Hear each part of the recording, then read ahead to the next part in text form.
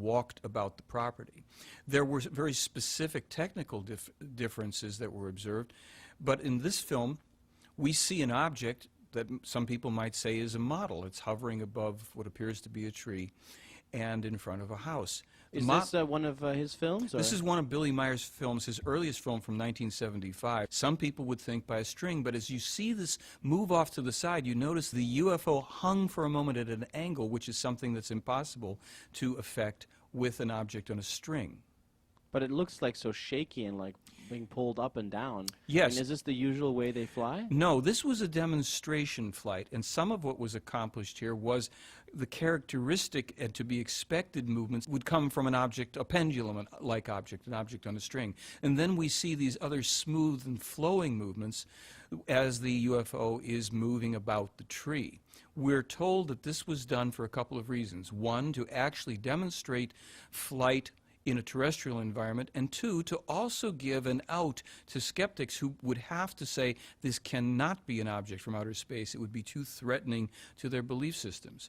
However, at a certain point, we can actually see the top of this tree swaying under the backwash of the UFO. And if we look back at the very opening of this film, we will notice that there's a great deal of space between the UFO and the sky, making it very, very unlikely that it could be an object suspended on a string.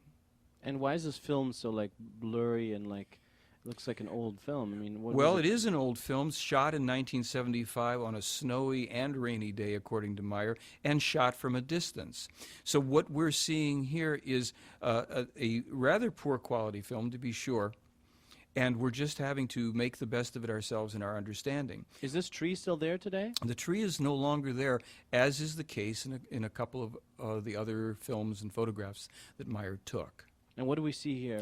Here is a much clearer film segment that Meier took with a UFO hovering above a road, and we can see a car moving slowly to the left in the bottom. Oh yeah, that white dot there, yeah. The white dot. We're going to see another one in a moment. We also notice that there is a tree branch with some leaves to the left. Meier was encouraged oftentimes to have objects in the foreground for perspective and calculating the distance. Here the craft is moved suddenly to the left, and it's exhibiting a characteristic floating motion that we're told is really the craft riding on the magnetic field of the Earth. In this film, we can see an object, a toy made in the 1990s, invented by physicists, called a levitron, that exhibits this type of movement as this object, in these repeated frames, floats above the base. We dissolve here into Meier's UFO as it too is exhibiting that type of hovering, pulsing movement on the magnetic field of the Earth as he was told. Now watch as the object will suddenly dart away in one frame, disappearing from view. How is that possible? Meier was told that they have technologies that allow them to move out of phase, out of dimension, within a part of a second. They can not only move out of dimension that quickly, they can also pop back into dimension. When the films were examined at Nippon TV, they discovered that indeed there had been no cutting and that the object not only disappears in one frame, but pops back in one frame just as suddenly as you'll see here. So where does it go while it's gone? Well, that's a good question. As we observe it here disappear one more time, we can wonder just exactly where it goes. I don't have an answer for it.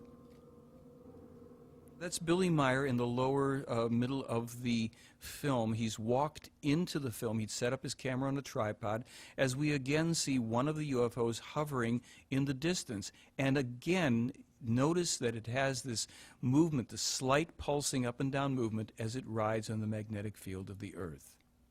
And this film? This film, Meier has the UFO as it comes in closer. He also zooms in on it a bit, and we will see two very dramatic effects of a light flashing there from the top. There, yeah. You see it? And then from the rim of the ship. Why is it flashing like that? That was not explained. As a matter of fact, when Meier mentioned it to them, to the extraterrestrials, they were surprised at that effect, and they wanted to see the film too. We see it again go on there. Now, as you watch this film, in a moment you're going to be able to observe more clearly that the craft is actually above the Earth. There's a bit of a hill or mountain just below the time codes there. So clearly this was photographed outside. This was filmed outside. And this is one of the films that the owners of Uncharted Territory, the Academy Award-winning special effects house, they viewed this film and determined that it was not a hoax.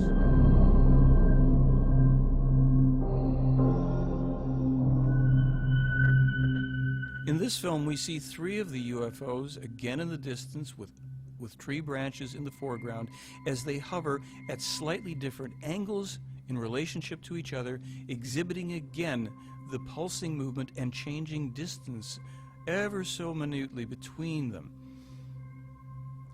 Uncharted Territory said that if they could duplicate actually a different configuration. When was this video taken? This was taken in 1981, outside.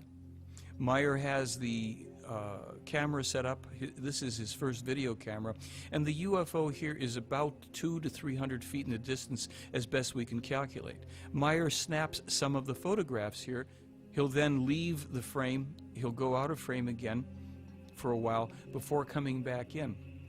Some skeptics had claimed that this was really false perspective, that it was small model trees set up close to the camera.